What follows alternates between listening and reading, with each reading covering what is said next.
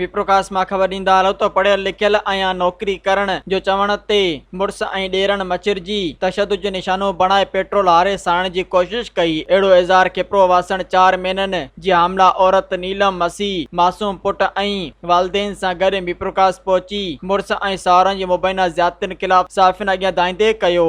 नीलम मसीह वधीक चयो त माइटनि स्टीफन मसीह सां शादी कराई जंहिं मां हिकु पुट जो औलाद आहे ऐं आऊं 4 महीननि जी हामला आहियां। मुड़ुस कमकार नथो करे जंहिं करे खांगी स्कूल में पढ़ाए घर जो ख़र्च हलाईंदी हुयसि, जंहिं ते मुड़ुस इहा नौकरी छॾाए ॾिनी, जंहिं करे सख़्त माली बहरान में मुबतला थियण बाद ॿीहर नौकरी करण लाइ मुड़ुस खे चयो त मुड़ुस स्टीफन ॾेर वेल्सन करमशी पारां सख़्त तशदुद जो निशानो बणाए मुंहुं मथां पेट्रोल हारे साइण जी कोशिश कई। रड़ियुनि ते पाड़े वारनि पहुची जान बचाई, जंहिं बाद मुड़ुस सावरनि माइटनि पारां ॾाज में मिलियल चौपायो माल चांदी ऐं सोने जा पातल ज़ेवर फुरे घरां बेदख़ल करे छॾियो आहे। मज़ीद ख़बरनि ऐं तफ़सीलात लाइ विज़िट कयो असांजी वेबसाइट www.awamiNewsHD.com ऐं ॾिसंदा रहो अवामी न्यूज़ HD।